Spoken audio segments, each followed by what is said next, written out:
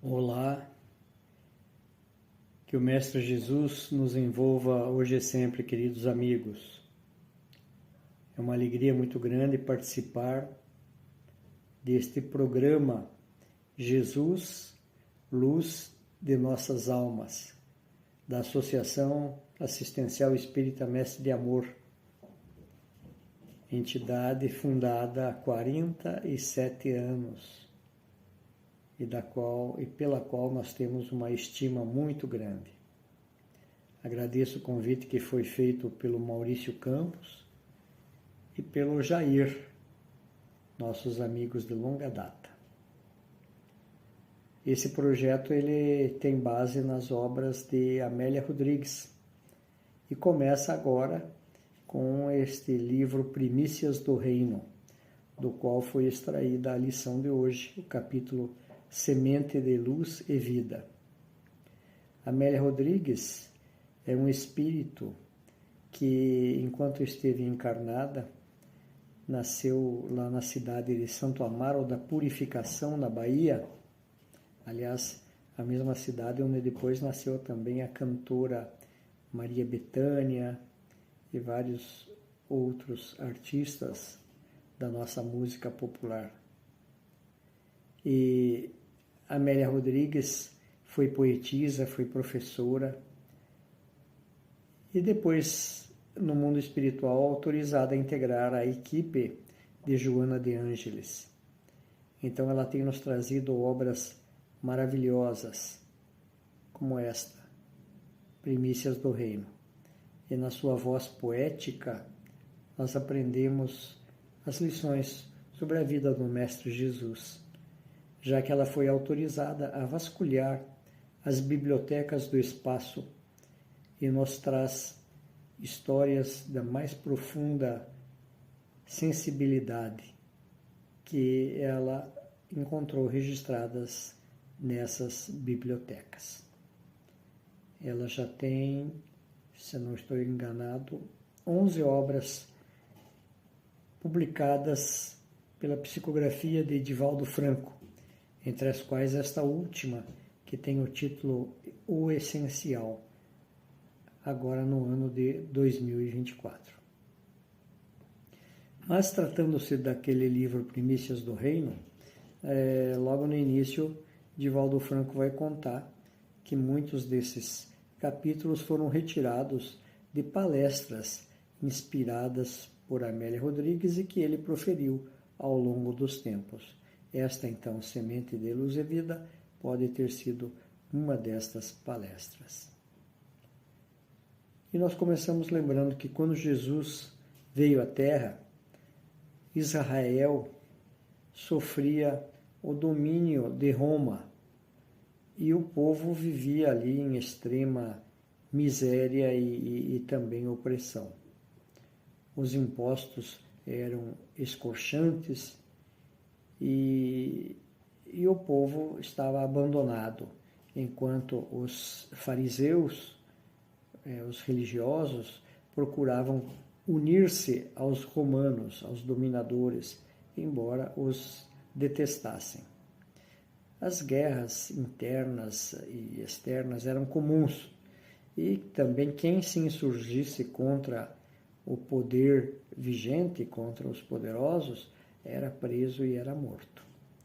Então foi nesse clima de muito ódio, de muita opressão que nasceu Jesus, ali naquela bucólica Galileia.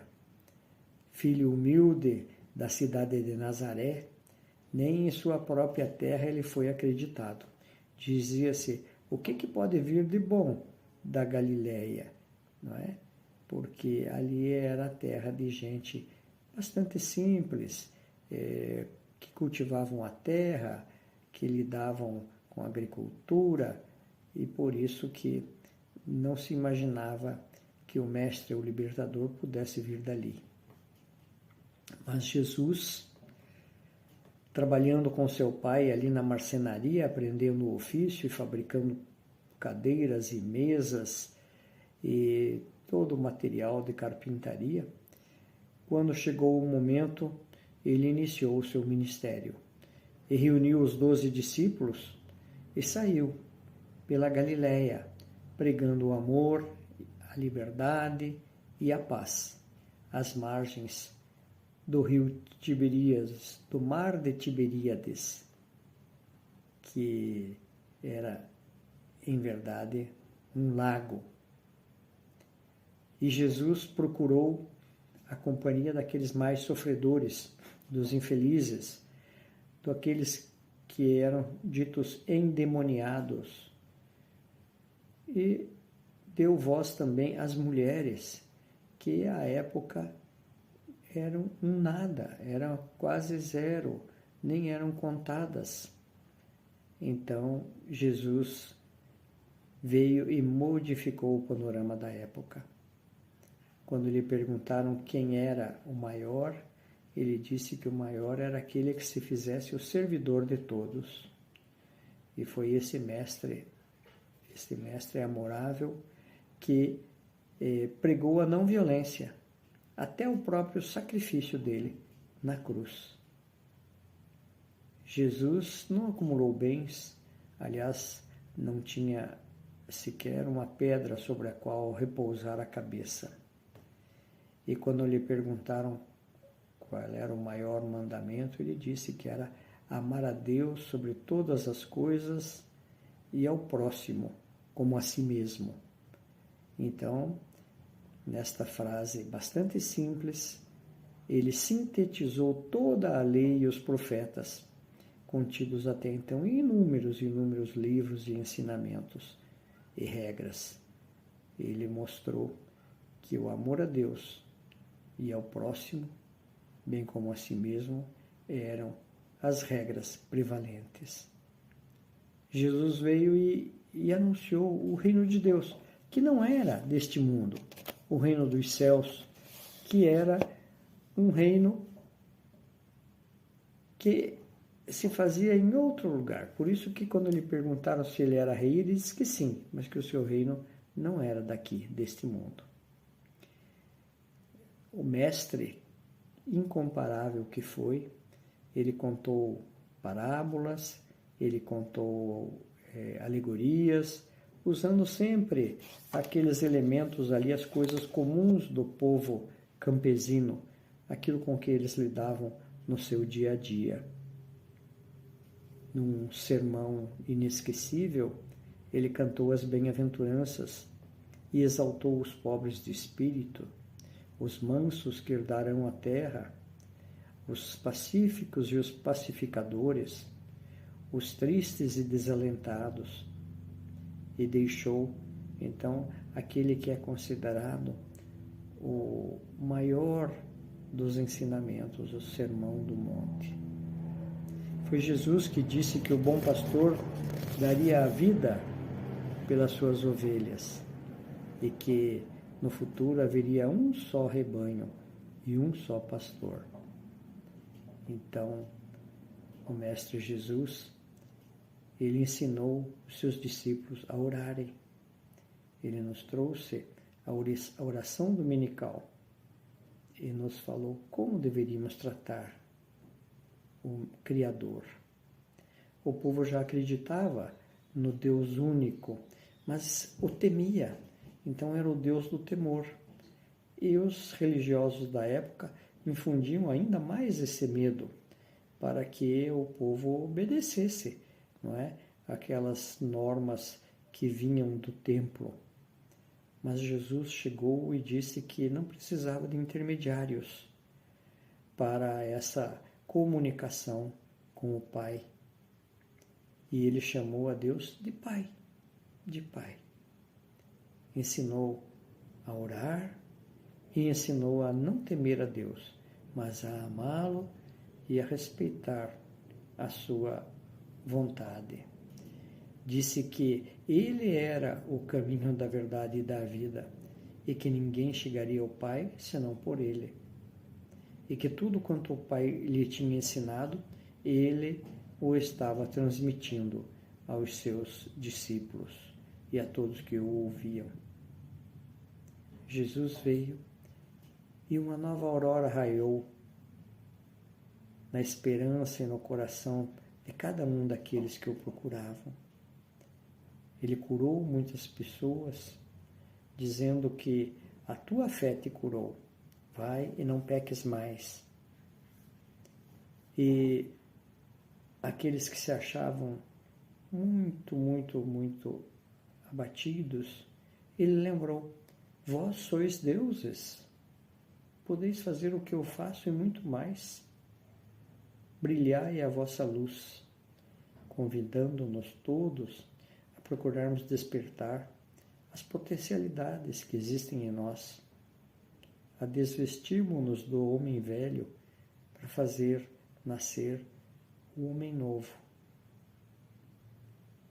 Jesus, ele sintetizava o ânimos e o ânima.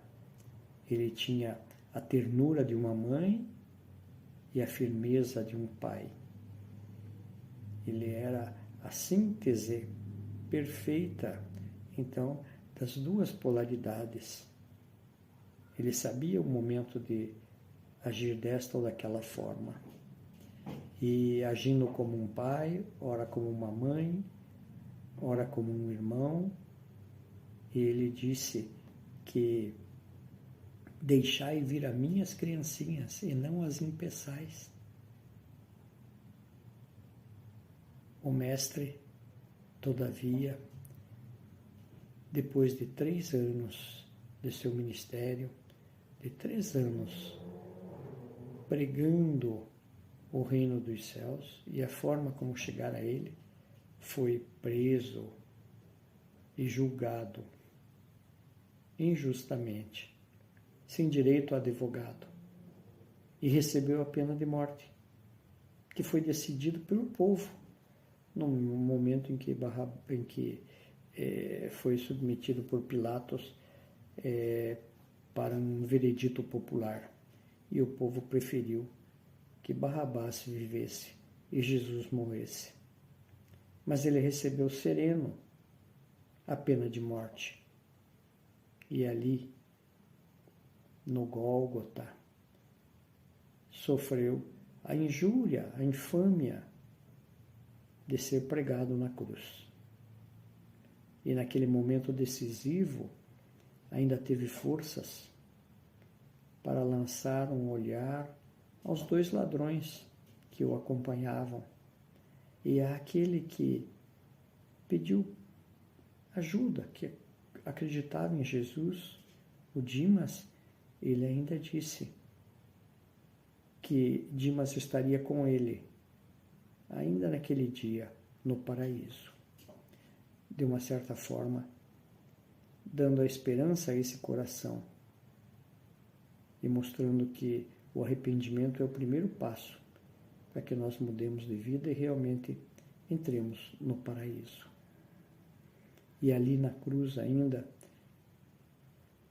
suando sangue, com todo aquele sofrimento, Jesus ainda teve forças para entregar a mãe que estava ali, Maria, a João, que estava próximo, o único discípulo que se fez presente, e disse: filho, eis aqui a tua mãe, cuide dela para mim.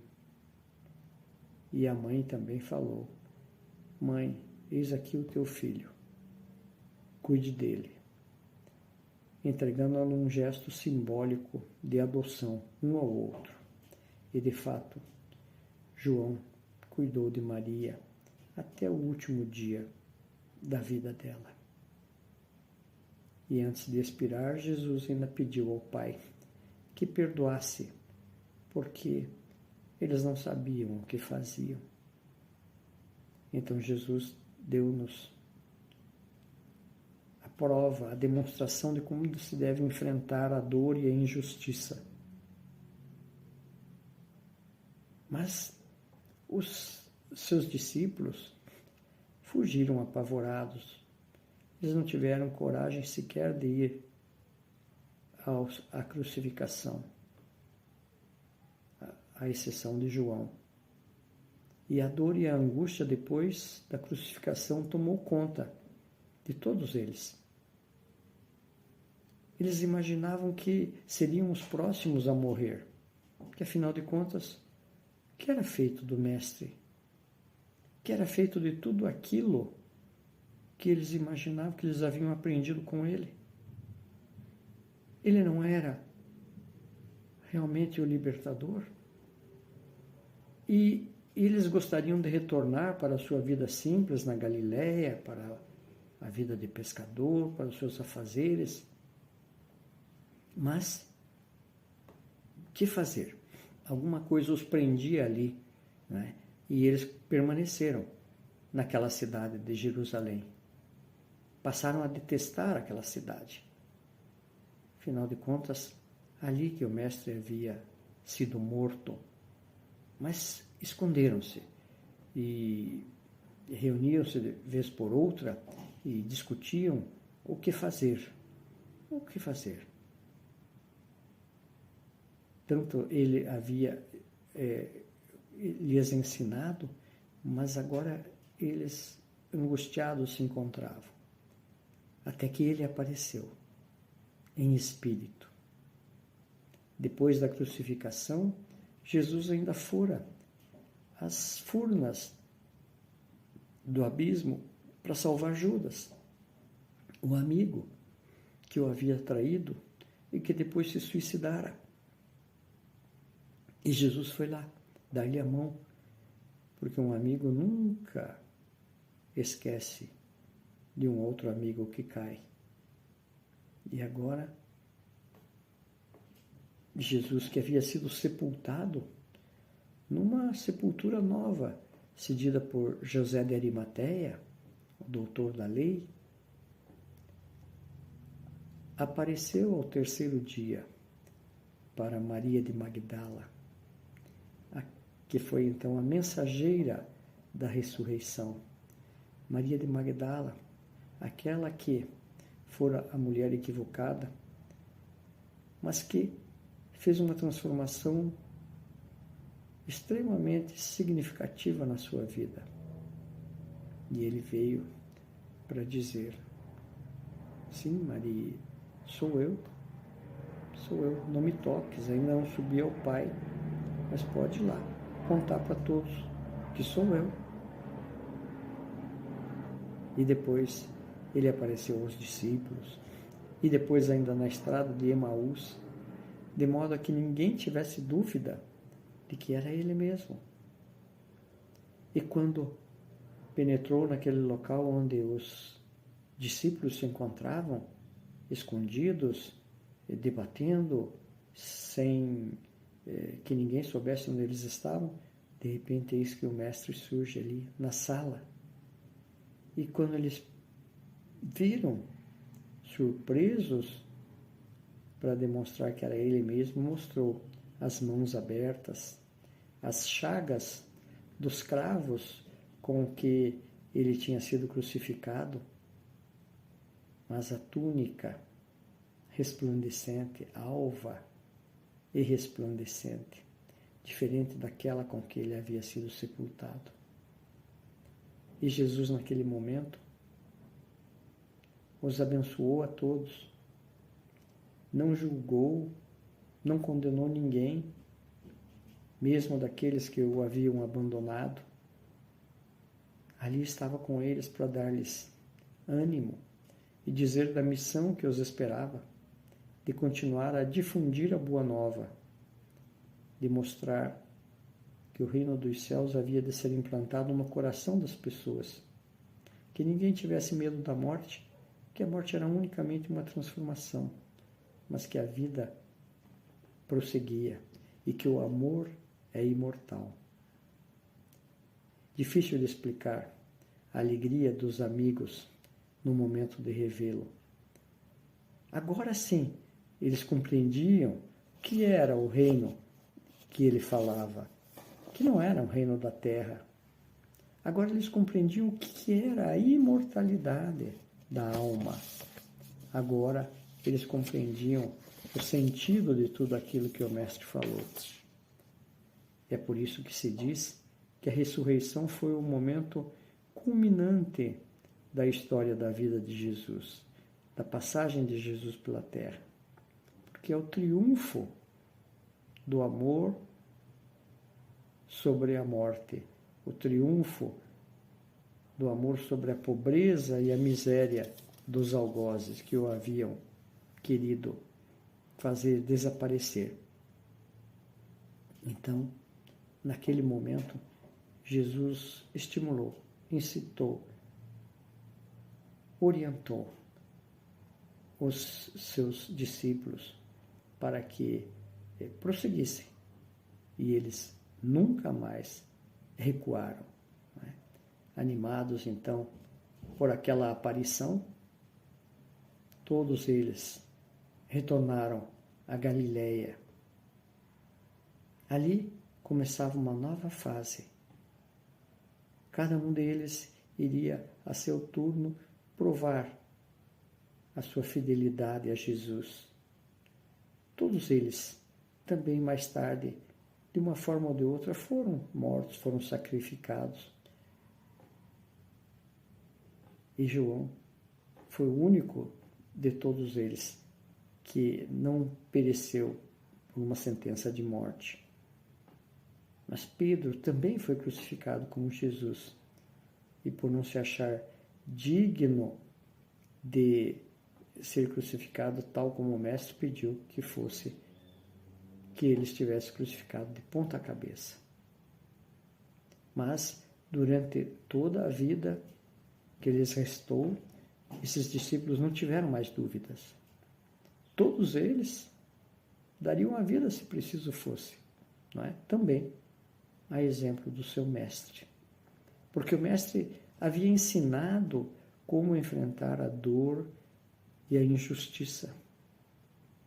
O mestre havia falado desse reino que agora eles compreendiam bem o que era. E o sentido da vida física agora lhes parecia bem claro, bem claro. Eram, claro, espíritos de homens simples, rudes, do povo, mas preparados para essa tarefa. E foram eles que tiveram a honra de encontrar ainda o Mestre uma última vez, ali sobre o monte. E essa última aparição dele foi aos 500 da Galileia. Ele veio naquele entardecer maravilhoso em que João estava ali para falar sobre Jesus. Ele apareceu e veio para dar as últimas instruções. Nessa inesquecível tarde, o Jesus apareceu e falou coisas maravilhosas que estão, aliás, no livro Boa Nova, de Humberto de Campos, psicografia de Francisco Cândido Xavier. Vale a pena nós lermos. E ele falou muitas coisas, culminando por dizer que até que o reino dos céus se estabeleça na terra, não conhecereis o amor no mundo. Eu, no entanto, encherei a vossa solidão com a minha assistência incessante. Ide ao mundo, onde teremos de vencer o mal. Não temais, eu estarei convosco até o final dos tempos. E todos agasalharam aquelas palavras no seu coração. Sentiam-se elevados à mesma estatura do Mestre. Choravam de emoção e de contentamento. Agora sim, eles estavam preparados para a grande tarefa que se desenhava. E foi assim que, representando o pensamento renovador do mundo, esses 500 que estavam ali no monte, reencarnaram em vários momentos, nos séculos seguintes, em todos os tempos, em diversos climas religiosos e políticos do planeta, ensinando a verdade, ensinando o amor, ensinando a paz e abrindo novos caminhos de luz no seio das mais diversas religiões da Terra. Não há nenhuma religião que tenha o monopólio da verdade. Todas elas contêm os germes dessa verdade e do amor que Jesus trouxe para nós. De qualquer sorte, nós entendemos que a doutrina espírita, ela representa o Consolador prometido, aquele que Jesus disse que pediria ao Pai para nos enviar e que ficaria para sempre conosco. A doutrina espírita que nos abre as portas. Aliás, Emmanuel diz isto, que Jesus é a porta e Kardec a chave. Então, assim é que a semente de luz e vida que o Cristo lançou naqueles tempos em que permaneceu conosco, nos alcança nestes dias no seu Evangelho de redenção. E nós que somos os trabalhadores desta doutrina bendita, só temos que agradecer ao Pai, porque transplantada da Palestina para aqui, o Evangelho de Jesus florescerá no Brasil, florão da América, pátria do Evangelho, coração do mundo, desde que cada um de nós façamos a nossa parte, pequena que ela seja. Então, amigo Jesus, agradecidos pela honra de conhecer o teu Evangelho, agora, na vestimenta da doutrina espírita que também agasalhamos no coração, nós só temos que te agradecer. Agradecer porque és o sol das nossas almas, és a nossa referência, é o nosso modelo e guia, e por tudo que nos dás. Então, amigo Jesus, que nós possamos permanecer na tua companhia e embalado pelos teus ensinamentos em cada dia da nossa vida.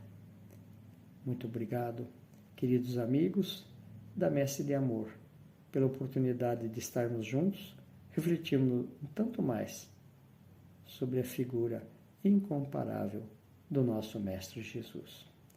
Um abraço a todos e até uma próxima oportunidade.